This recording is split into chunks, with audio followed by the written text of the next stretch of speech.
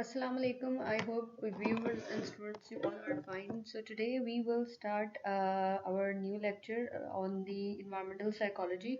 We have already done its definition, its overview. We have मैंने कुछ आप लोगों को जो है pictures दिखाए थे, images दिखाई थी environment की और फिर मैंने आप लोगों को बताया था in the last lectures जो कि आपको ऊपर कार्ड में भी शो हो जाएगी कि ये हमारे बेसिकली वो लेक्चर्स है कि जिसमें हमने देखा था कि इन्वायरमेंट जो है उसकी आप आपके साइकोलॉजी पर उसके क्या इम्पैक्ट्स होते हैं, किस तरह से आप डिफरेंट इन्वायरमेंट की पिक्चर्स को देख के एकदम से आपके जो मूड्स हैं इमोशंस हैं वो स्विच होते हैं। अभी जो है इस लेक्चर में we will move towards the origin और सम चैलेंजेस सम इन्फ्लुएंसेस और थोड़ा सा स्कोप को हम देखेंगे कि इन्वायरमेंटल स्टडी का इन्वायरमेंटल साइकोलॉजी का क्या है। तो सबसे पहले आ जाते हैं towards the origin of environmental psychology. जब भी आप इन्वायरमेंटल साइकोलॉजी का नाम सुनेंगे और इसकी हिस्ट्री में आप जब भी देखेंगे तो आप इसमें एक नाम बहुत सुनेंगे, that is the Prushinsky, Harold Prushinsky was basically जो है इनको कहा जाता है कि that he was father of environmental psychology। जो origin है इसका आप देखेंगे तो basically मैंने आप लोगों को पहले ही बताया था कि it's a new field। environmental psychology almost 60 years हुए हैं इस field को कि इसने जो है originate हुई है। वैसे देखा जाए तो इन इन 1950s के एंड पे या इन 1960s के स्टार्ट में जो है ये जो वर्ड है, ये टर्मिनोलॉजी है इन्वायरमेंटल साइकोलॉजी, यूएस में फर्स्ट टाइम जो है इसको इंट्रोड्यूस कराया गया। और किन्होंने इंट्रोड्यूस कराया, ये विलियम एटेल्सन एंड हैरोल्ड प्रोशंस्काई जो है, इन दोनों ने सिटी यूनिवर्सिटी में जो है दे वर वर्किंग और एक रिसर्च ग्रुप में ये काम कर रहे थे। और उन्होंने जो है बेसिकली काम इस चीज़ पर किया था कि कैसे जो है हमारा आर्किटेक्चरल सेटिंग या हमारे जो बिल्डिंग्स के डिज़ाइंस हैं या फिर जो हमारी स्पेशल स्पाशल डिज़ाइंस हैं वो किस तरह से जो है एक साइकेट्रिक हॉस्पिटल में जो पेशेंट्स हैं उनके साइकोलॉजिकल पेशेंट्स हैं तो उनको किस तरह से उनकी बिहेवियर को इम्पैक्ट करता है। और फिर जो है लेटर ऑन एक कॉन्फ्रेंस के अंदर एडल्सन ने जो है फर्स्ट टाइम इस वर्ड इन्वायरमेंटल साइकोलॉजी को यूज़ किया था।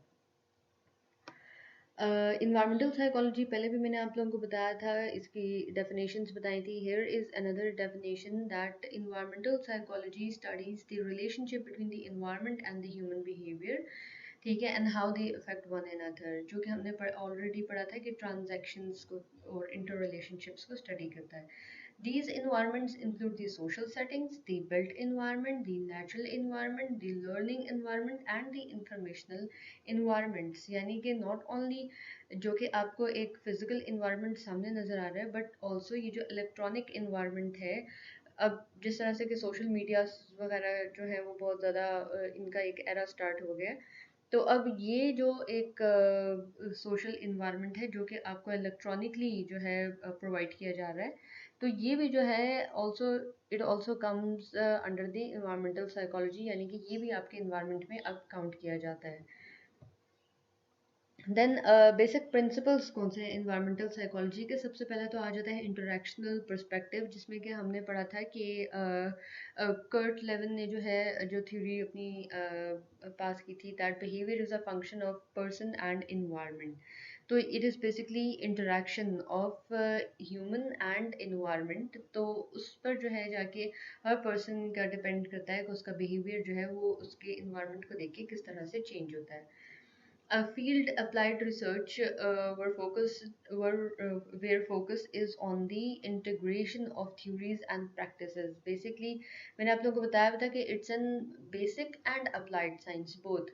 So यहाँ पर जो है हम theories को भी देखते हैं और फिर उनको practices में भी लाते हैं। जिस तरह से कि हम लोगों ने अपने फर्स्ट लेक्चर में वो इमेजेस को देखकर जो है एक प्रैक्टिस की थी, इसी तरह से जो है प्रैक्टिस किया जाता है कि बिल्डिंग्स को किस तरह से डिज़ाइन किया जाए, हमारे जो ओपन एरियाज़ हैं लाइक रिक्रिएशनल पार्क्स एक्सेट्रा उनको किस तरह से डिज़ाइन किया जाए, चिल्ड्रन हॉस्पिटल को किस तरह से जो है डिज़ाइन किया जाए, साइकेट्रिक हॉस्पिटल्स जो है उनको किस तरह से डिज़ाइन किया जाए ताकि ह्यूमन के बिहेवियर को बेटर से बेटर साइड पर हम ले जा सकें। और उसमें एक गुड मॉडिफिकेशंस जो है वो हम ला सकें। Then multiple levels of analysis हैं, यानी कि मैंने आप लोगों को बताया था कि आप अगर इंडिविजुअल के मेंटल इमोशंस को आप देखते हैं, उसके मेंटल प्रोसेसेस को देखते हैं, बिहेवियर्स को स्टडी करते हैं, तो वो भी आपका एनवायरमेंटल साइकोलॉजी में आएगा। और अगर आप किसी मॉब को देखते हैं, क्राउड को देखते हैं, किसी सोसाइटी को देखते हैं, तो वो भी जो है वो भी इसी के अंदर आता है। सो इट इसका जो एनालिसिस का लेवल है इट इज़ डिफरेंट, सिंगल से जो है मल्टीपल ह्यूमन बींग्स की तरफ को इट ये जाता है। It ranges from a single person to a group. Okay, so it is an interdisciplinary perspective. We have already studied that इसमें environment और psychology की field सिर्फ नहीं आती, बल्कि as environment is already, environmental sciences and environmental study is already a multidisciplinary approach. So that's why here many disciplines have different roles like architecture, ecology, history, psychology, sociology, and many others, even economy. We have discussed that. I'm sending link in the above card, so please see that videos as well. Then is the multi-method approach. Yes, this science is a multi-method approach. Like इसमें आप quantitative analysis भी कर सकते हैं और qualitative analysis भी कर सकते हैं। क्वांटिटेटिवली डाटा भी कलेक्ट कर सकते हैं एंड क्वालिटेटिवली डाटा भी कलेक्ट कर सकते हैं। तो बोथ टाइप की रिसर्चेज जो हैं इसमें अप्लाई की जा सकती हैं to achieve the goals. Depends कि आपका गोल क्या है। Then it is an holistic approach. Yes it is कि ये किसी एक चीज़ को, किसी एक डायमेंशन को नहीं देखती, बल्कि इन्वायरमेंटल साइकोलॉजी जो है वो from all the dimensions it has to look and it has to take its data. हमें सिर्फ और सिर्फ ये नहीं देखना कि इन्वायरमेंट को जो है हम देखने नहीं, इन्वायरमेंट भी देखनी है, साइकोलॉजी भी देखनी है, सोशोलॉजी भी देखनी है, ठीक है, डिफरेंट डायमेंशन से।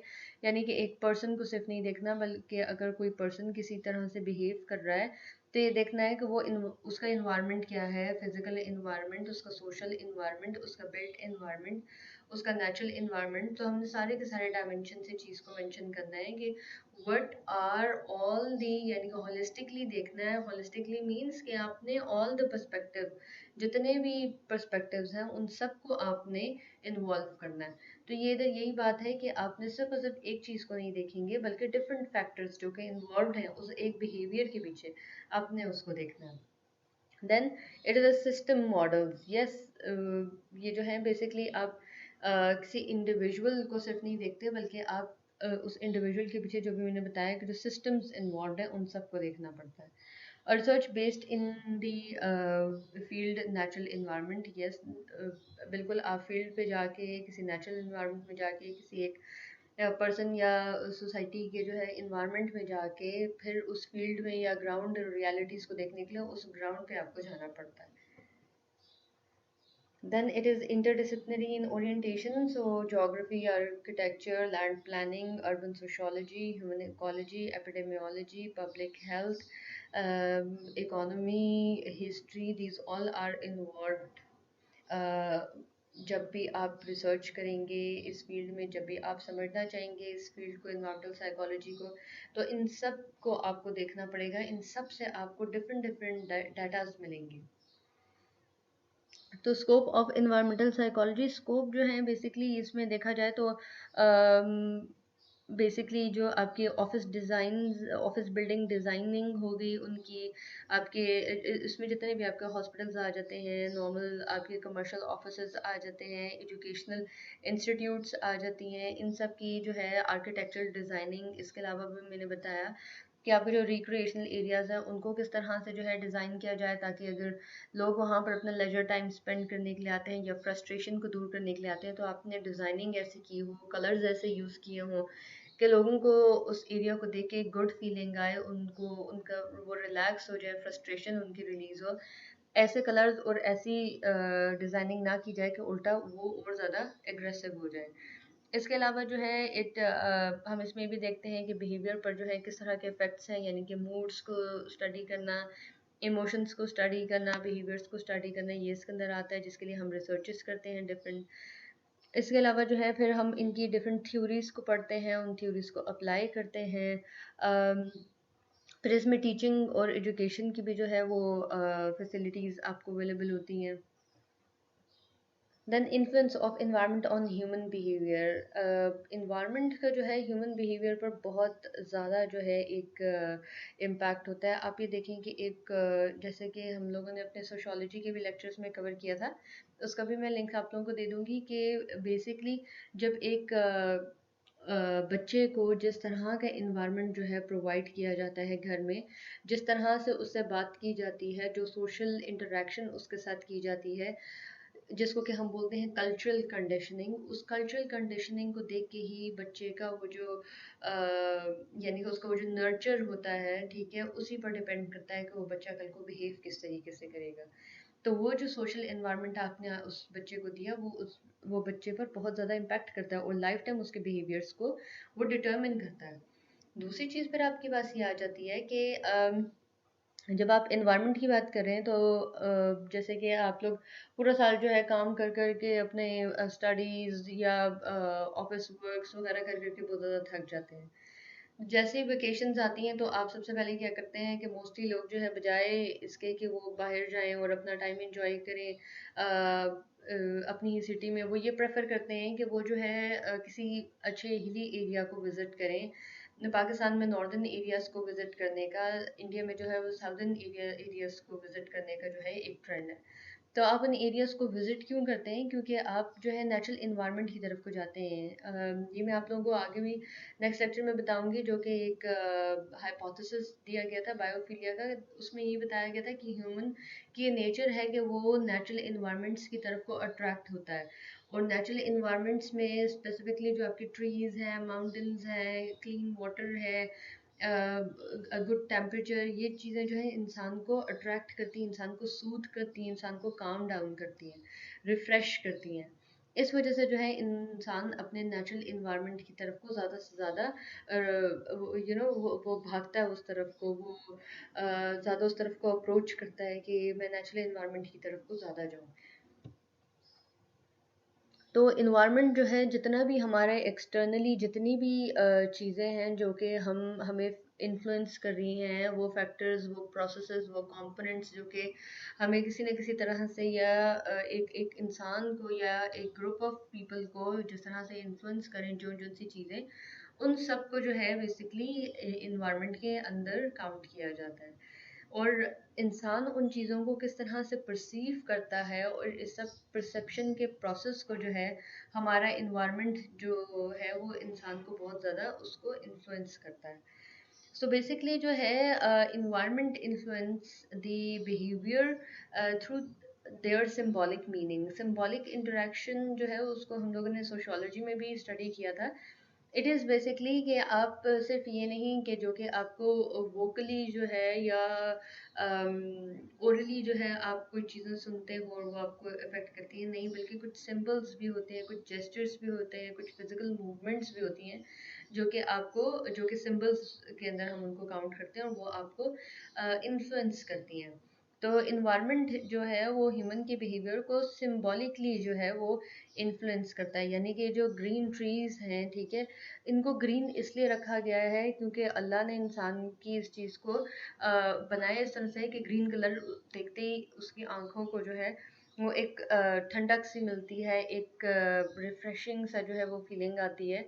और जब इस एक एक ग्रास है, उसके ऊपर ड्यू ड्रॉप्स पड़े हुए हैं, जब आप नेकेड फीट से उसके ऊपर वॉक करते हैं तो आपको एक बहुत ही ज़्यादा काम और सूदिंग सी फीलिंग आती है। तो ये चीज़ जो है ये बेसिकली कुछ सिंबॉलिक मीनिंग्स हैं, और ये चीज़ें जो है ये इंसान की को मोटिवेट करती हैं, इंसान के बिहेवियर को जो है वो बेटर करती हैं, इंसान को गुड इमोशंस जो है वो प्रोड्यूस करने में हेल्प करती हैं। सो इन्वायरमेंटल परसेप्शन जो कि हमने ज्योग्राफी में पढ़ा था, it is basically it involves the activities on our part. यानी कि हम जो एक्टिविटीज़ करते हैं और हम चीज़ों को जिस तरह से परसीव करते हैं, specially in terms of exploring the environment to determine what needs it needs. ठीक है, तो आपने जोन से चीज़ें, जोन से फैक्टर्स, जोन से भी बायोटिक एबायोटिक फैक्टर्स आप इन्वायरमेंट में देखते हो, आप उनसे डिफरेंट परसेप्शंस लेते हैं। कोई किसी को जो है वो रिवर्स पसंद होते हैं, किसी को रिवर नहीं बल्कि उसको ओशंस पसंद है, किसी को ओशन को देख के बहुत ज़्यादा खौफ आता है, डर लगता है कि कहीं मैं डूब ना जाऊँ। और कोई जो है वो ओशन को इस तरह से परसीव करता है कि ये बहुत ही ब्यूटीफुल नेचर का एक एक ऐसा करिश्मा है जो कि बस उसका जैसे कोई सानी नहीं है, ठीक है। तो ये डिपेंड करता है कि हर कोई इन्वायरमेंट को, इन्वायरमेंट के फैक्टर्स को किस तरह से परसीव करता है। हर इंसान की अपनी मेंटालिटी है, उसका जो है अपनी थिंकिंग है, अपना बिहेवियर है। दूसरी बात ये कि every environmental setting induces feelings, associations and attitudes in the perceiver. जो भी एक इंडिविजुअल है या ग्रुप ऑफ इंडिविजुअल्स हैं, उनको हर इन्वायरमेंटल सेटिंग जो है, यानी कि जिसमें कि अभी मैंने आप लोगों को बताया कि डेजर्ट हो गए, फॉरेस्ट्स हो गए, ग्रासलैंड्स हो गई, डिफरेंट एनिमल्स हैं, डिफरेंट गुड टेम्परेचर हो गया, फोर सीजन्स हो गए, ये सब के सब हमारी इन्वायरमेंटल सेटिंग्स हैं। तो ये हर इंडिविजुअल या जो ग्रुप ऑफ इंडिविजुअल्स हैं, उनको ये जो इनका एम्बिएंट इन्वायरमेंट है, जो उनका प्रेजेंट इन्वायरमेंट है, वो उनके एटीट्यूड्स को, उनकी फीलिंग्स को इन्फ्लुएंस करता है, ठीक है। and that can be described as its ambience, क्योंकि it's an ambient environment, तो इसको हम बोलते हैं that is the ambience. Another important characteristic of the environment which influences the human behavior is its aesthetic quality. That is the main thing जो कि हम हमेशा डिस्कस करते हैं कि aesthetic view क्या है, aesthetic value क्या है किसी चीज़ की, and that is a term जो कि हम लोगों ने स्टडी की थी in the biodiversity lecture, जो कि जिसमें कि हमने स्टडी किया था कि जितना ज़्यादा आपका इकोसिस्टम हेल्दी होता है, जितनी ज़्यादा आपके पास बायोडाइवर्सिटी है, दैट मीन्स जितनी ज़्यादा वैरायटी के प्लांट्स हैं, जितनी ज़्यादा वैरायटी के एनिमल्स हैं, उतना ज़्यादा आपके पास इकोसिस्टम हेल्दी होगा, उतना ज़्यादा जो है उसकी एस्थेटिक वैल्यू इंक्रीज होगी। दैट मीन्स कि अब आपको मैं एक एग्जांपल देती हूँ कि आप अगर नॉर्दर्न एरियाज ऑफ पाकिस्तान की तरफ को जाते हैं, ठीक है, इसमें अगर आप काहान वैली को ले लें, उधर आपको रिवर भी नज़र आएगा, उधर आपको ट्रीज भी नज़र आ रहे हैं, उधर आपको माउंटेन्स भी नज़र आ रहे हैं, ट्रीज में भी आपको वैरायटी नज़र आएगी, कहीं पर आपको ब्रॉड लीव्स नज़र आ रहे हैं, कहीं पर आपको कॉनिफर प्लांट्स नज़र आ रहे हैं, पाइन ट्रीज नज़र आ रहे हैं, फिर कहीं पर आपको लेक्स नज़र आ जाती हैं, कहीं पर जो है वो आप देखते हैं कि ग्रासेस हैं, ठीक है। तो ये जो वैरायटी है, फिर इसमें आप देखेंगे कि आपको बड़ी खूबसूरत टाइप के रेप्टाइल्स उधर नज़र आएंगे, बड़े different lizards and chameleons, the snakes, snails, ravens and crows, the sparrows, बड़े beautiful colorful the birds and plants, the flowers, तो ये सब की सब चीज़ें आपको अट्रैक्ट करती हैं। अब नथिया गली साइड में जब आप ऊपर चले जाएं मुश्कपुरी टॉप पर, तो उधर आपको बहुत वैरायटी नजर आएगी, कहीं पर आपको फ्लावर्स नजर आएंगे, फ्लावर्स के डिफरेंट कलर्स नजर आएंगे, कहीं पर स्मॉलर ट्रीज, कहीं पर लार्जर ट्रीज, कहीं पर श्रब्स। तो यही वैरायटी देखने के लिए जो है वो इंसान इतना इन चीज़ों से इन्फ्लुएंस होता है, and this is called as basically the aesthetic quality, कि उस जगह की एस्थेटिक वैल्यू क्या है। अनदर इम्पॉर्टेंट इन्वायरमेंटल फैक्टर जो कि इंसान को अफेक्ट करता है, दैट इज़ द वेदर, जो कि हम लोगों ने अपनी थ्योरीज में पढ़ा था, ज्योग्राफी में, theory of determinism and possibilism. इसमें जो डिटर्मिनिज्म थी उसमें हमने ये पढ़ा था कि वो ये बताती है कि नेचर जो है it determines the behaviour of humans, के जिस तरह का नेचर होती है, जिस तरह की इन्वायरमेंट होती है, ह्यूमन का बिहेवियर उसी तरह से मोल्ड हो जाता है। तो उसमें हमने भी पढ़ा था कि जो ट्रॉपिकल एरियाज के जो लोग हैं, they are not that much motivated, they are not that much enthusiastic, they are a bit lazy and dull and a bit frustrated. और जो आपके टेम्परेट एरियाज के या कोल्डर एरियाज के, पोलर एरियाज के लोग हैं, they are very much active, they are very much enthusiastic, and this is why, because why this is because आपका जो वेदर है, आपके जो सीजन्स हैं, वो आपको इम्पैक्ट करते हैं बहुत ज़्यादा। अब आप लोग खुद नोटिस कर लें कि जो स्प्रिंग का टाइम होता है उसमें हमारा बिहेवियर जो है वो बड़ा अच्छा हो जाता है, एक हवा में खुशबू होती है, देखने में हर जगह प्लांट्स नज़र आ रहे हैं, बड़ा ही मज़े का मौसम होता है। लेकिन जो ऑटम का टाइम होता है वो एक थोड़ा सा डिप्रेसिंग सी फीलिंग देता है। And this is the major thing जो कि आपके जो पोइट्स हैं, जो आपके ये रोमांटिक नॉवल राइटर्स हैं, इनको यही चीज़ें जो है अट्रैक्ट करती हैं, इनको बहुत ज़्यादा इन्फ्लुएंस करती हैं, क्योंकि these perceivers they are the specific groups जो कि इन्वायरमेंट को या नेचर को बहुत ही ज़्यादा क्लोजली, बहुत ही ज़्यादा डीपली फील करते हैं। ठीक है जी। सो दैट्स वाई वो जो पोइट्स हैं और जो रोमांटिक नॉवल राइटर्स हैं, ये बेसिकली इन्हीं चीज़ों को जो है बहुत ज़्यादा डीपली देख के वो इन चीज़ों को अपने ऐसे डिफरेंट वर्ड्स में इन अपनी फीलिंग्स को लेके आते हैं कि सारी जो वर्ल्ड वाइड जो है उन चीज़ों को फिर बहुत ही ज़्यादा अप्रिशिएट किया जाता है, सराहा जाता है। ठीक है। सो वेदर्स जो हैं ये बहुत ज़्यादा इम्पैक्ट करते हैं इंसान को। अब आप देखें समर्स जैसी आती हैं तो इतनी स्वेटिंग और इतनी ज़्यादा ह्यूमिडिटी और इतना ज़्यादा एक लेथार्जिक से इंसान फील करता है कि जब तक आप शावर नहीं ले लें तो तब तक बस आपको जो है बहुत ज़्यादा एग्रेशन सी फीलिंग आती रहती है। सो ये जो है आपके जो इन्वायरमेंटल फैक्टर्स हैं, अब आपने यहाँ पर देखा इतनी सारी जो मैंने एग्जांपल्स दी हैं उनके थ्रू कि आपकी जो फीलिंग्स हैं उनको बहुत ज़्यादा इम्पैक्ट करता है। इसी तरह से आप देखें जो आपका बैरोमेट्रिक प्रेशर हो गया या आपकी जो ह्यूमिडिटी हो गई इन्वायरमेंट में, वो बहुत ज़्यादा जो है आपके मूड्स को अफेक्ट करती है। ठीक है। Most accidents occur during phases of deteriorating और storming weathers। ठीक है। क्यों? क्योंकि इंसान जो है वो जो भी नेचुरल डिजास्टर उस टाइम पर हो तो उस टाइम पर उसको देख के इंसान थोड़ा सा मेंटली डिस्टर्ब हो जाता है। तो उस टाइम पर एक्सीडेंट्स बहुत ज़्यादा होते हैं, क्योंकि एकदम से ब्रेक्स लगाना, पीछे वाली गाड़ियाँ जो है वो आपसे आके लग सकती हैं, एकदम से आप आपके सामने कोई गाड़ी आ गई और आपको समझ नहीं आ रही होती कि मैं क्या करूँ क्या नहीं करूँ। तो ये इस तरह की जो चीज़ें हैं, क्योंकि इंसान जो है वो साइकोलॉजिकली डिस्टर्ब हो जाता है, एकदम से पैनिक कर जाता है। और वो पैनिक क्यों कर जाता है? क्योंकि उसके आसपास का एनवायरनमेंट ठीक नहीं होता है, या स्टॉर्म है या टॉर्नेडो है या फ्लड है या ड्राउट है, कोई ना कोई इस तरह की चीज़ है जिसको कि देख के वो एकदम से पैनिक हो गया कि कहीं मैं इससे इम्पैक्ट ना हो जाऊँ, तो मैं जल्दी से जल्दी निकलूँ। तो उस हरी में वो पैनिक हो जाता है। ठीक है। सो ये आपके इन्वायरमेंट ने, आपके नेचुरल डिजास्टर ने आपकी साइकोलॉजी को इम्पैक्ट किया है। इसको भी हम आगे भी पढ़ेंगे इन्वायरमेंटल स्ट्रेसर्स में, इन्वायरमेंट स्ट्रेस थ्योरी में भी इसको हम डील करेंगे, और एंड अराउजल थ्योरीज में भी हम इसको डील करेंगे। Then seasonal patterns of suicide occurs during the 3 summer months in most of the country studies। ये भी अभी मैंने आप लोगों को बताया कि इंसान को समर के टाइम में, और ख़ासतौर पे वो कंट्रीज जहाँ पर कि समर्स जो हैं वो बहुत ज़्यादा, यानी कि ट्रॉपिकल और टेम्परेट रीजन के जो कंट्रीज हैं जिधर समर्स बहुत ज़्यादा हार्श होती हैं, वार्म होती हैं, तो ऐसे एरियाज में सुसाइड का भी जो केसेस हैं उनका आप नंबर बहुत ज़्यादा देखेंगे। अब इधर it this thing is very obvious कि जाहिर सी बात है, जितना ज़्यादा जो है आपका टेम्परेचर ज़्यादा हो रहा है, आपके ऑलरेडी साइकोलॉजिकली आप डिस्टर्ब हैं, तो वो बस आपको समझ नहीं आती कोई वे आउट, तो बस उस टाइम पर ऑलरेडी जो एक दिमाग में बड़ा टाइम से चल रहा है कि बस इन सब के सब चीज़ों से, इन सब प्रॉब्लम से बस मुझे छुटकारा ही मिल जाए, तो बस मैं जाकर खुदकुशी ही कर लूँ। तो इसी टाइम में जो है सुसाइड्स बहुत ज़्यादा होती हैं। Weather variable is also related to pattern of admissions to mental hospitals. Yes, this is the case. आपके जो नॉर्मली ये जो आपके पोइट्स हैं या कोई लवर्स हैं या इस तरह के लोग जो कि सोसाइटी में आप देखेंगे, जो कि थोड़ा सा लव एंड अफेक्शन की तरफ उनका जो है वो परसेप्शन थोड़ा ज़्यादा है, तो ऐसे लोग जो हैं वो आपके ये जो मौसम होता है जो कि आपका ऑटम एंड विंटर है, उसमें बहुत ज़्यादा डिप्रेस्ड फील करते हैं, तो उस टाइम में मेंटल हॉस्पिटल्स में जो है इनके एडमिशन्स भी बहुत ज़्यादा देखे जाते हैं। So natural disasters impact the human behavior and mental well-being of all the society and their survivors, जो कि भी हम लोगों ने आप लोगों से डिस्कस भी किया।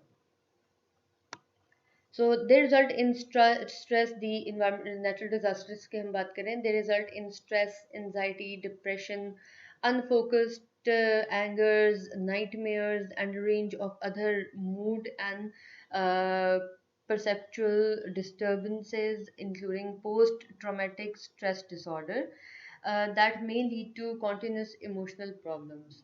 सो दिस इज़ बेसिकली कि ये जो आपका पोस्ट ट्रॉमेटिक स्ट्रेस डिसऑर्डर है, इसको आप लोग मे बी कहीं आप लोगों ने इसका नाम भी सुना हो। ये बेसिकली ये होता है कि कोई भी, इसको हम आगे डिटेल में स्टडी करेंगे कि जब कोई नेचुरल डिजास्टर या कोई एंजाइटी या कोई ऐसा मेजर डिप्रेशन जब आप डील कर लेते हैं, ट्रॉमा से आप गुजर चुके होते हैं किसी एक्सीडेंट से, उसके बाद जो आप पर कुछ इम्पैक्ट्स आ रहे होते हैं टाइम टू टाइम, आपका एंगर ज़्यादा हो जाता है, नाइटमेयर्स आते हैं, आपको स्लीपलेसनेस की का इशू हो जाता है, इंसोम्निया का इशू हो जाता है और कुछ इस तरह।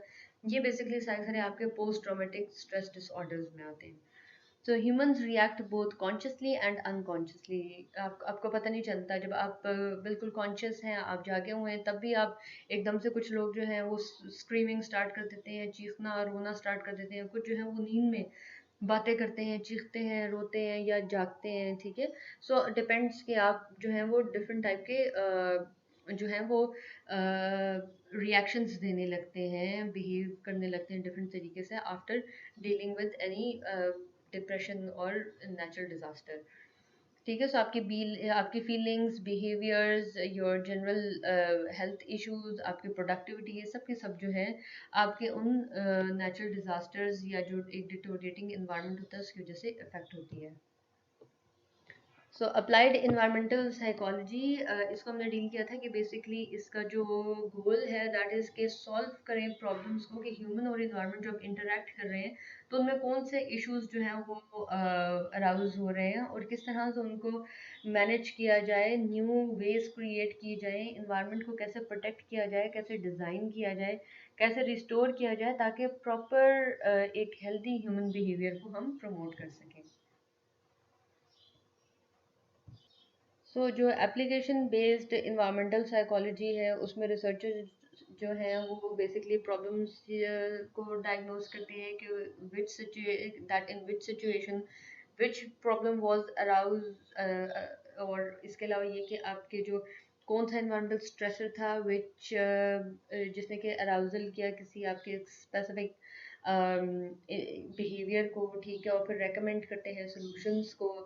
दूसरी बात ये है कि इस फील्ड में लैब वर्क और फील्ड वर्क जो है दोनों जो है वो किए जाते हैं, बट नॉर्मली जो है वो फील्ड वर्क ज़्यादा किया जाता है, सोसाइटीज़ को ज़्यादा स्टडी किया जाता है। जैसे कि आप देख सकते हैं कि 2010 का फ्लड हो गया, हमारा जो 8 अक्टूबर का जो अर्थक्वेक था, उनके बाद जो है जो हमारे नॉर्दर्न एरियाज़ हैं उन लोगों ने बहुत ज़्यादा, उधर की सोसाइटीज़ ने जो है वो बहुत ज़्यादा पोस्ट ट्रॉमेटिक स्ट्रेस डिसऑर्डर से जो है वो लोग गुजरे।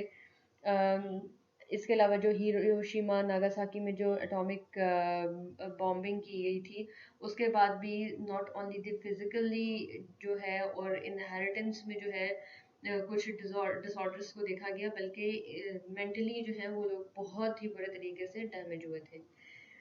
सो नॉर्मली जो आपके environmental psychologist जो हैं वो they work in the urban and city planners as urban and city planners, as architects, as economists, engineers, environmental scientists and designers.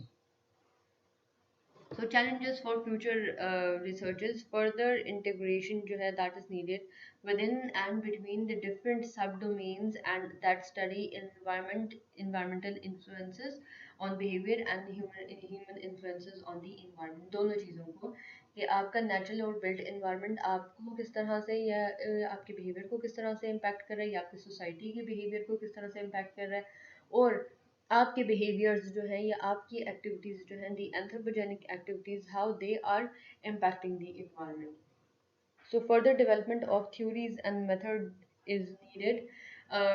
Further engagements are needed, कि ज़्यादा से ज़्यादा जो है वो फील्ड्स को जो है वो इंगेज किया जाए, ज़्यादा से ज़्यादा ऑर्गेनाइजेशंस को इंगेज किया जाए इस फील्ड के अंदर.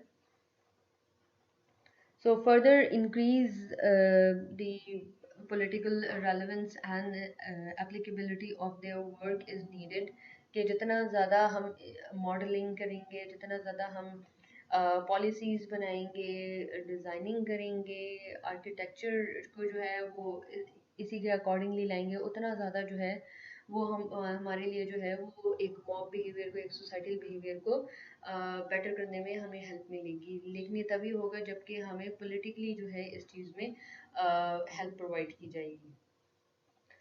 So conclusion is that environmental psychology जो है basically it is an interdisciplinary approach and it needs further researchers, and it is a very much important field जो कि आपके जिसमें कि आप अपने इन्वायरमेंट और अपने बिहेवियर्स को जो है आपस में लिंक कर सकते हैं और ह्यूमन को जो है वो बेटर से बेटर बनाने के लिए और उसके इन्वायरमेंट को बेटर बेटर से बेटर बनाने के लिए आप स्ट्रगल कर सकते हैं।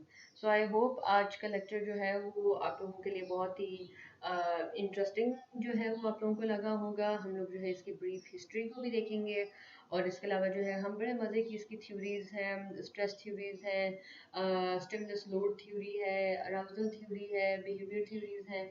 उन सबको जो है हम वन बाय वन जो है वो डील करेंगे और फिर देखेंगे कि आप लोगों से मैं अप्लाई करवाऊंगी, आप लोग देखेंगे कि आप लोगों के बिहेवियर को किस तरह से कौन सी चीज़ें जो है इन्वायरमेंट में वो कैसे इम्पैक्ट कर रही हैं। सो दिस इज़ बेसिकली कि मैंने आप लोगों को बताया था कि हमारा जो एंडोक्राइन सिस्टम है, दी हार्मोन सिस्टम है हमारी बॉडी का, ये बेसिकली जो है हमारे डिफरेंट एनवायरनमेंट्स को देख के एक्टिव हो जाता है। तो different hormones means different kinds of behaviours. So I hope आप लोगों को ये चीज़ें समझ आ गई, गर्ल्स एंड व्यूअर्स, जो भी आप लोगों को प्रॉब्लम्स लग रही हो इस लेक्चर में या कोई क्वेश्चंस आप लोगों ने पूछे हो, so do ask me in the comment box. Thank you so much, and please don't forget to subscribe our channel, and please बाकी अपने फ्रेंड्स में भी जो है इस चैनल को आप लोग जो है कम्युनिकेट करें, लोगों से कहें कि ज़्यादा से ज़्यादा वीडियोस को शेयर करें और जो है हमारे चैनल को लाइक करें एंड सब्सक्राइब करें। Thank you so much and good wishes to all of you.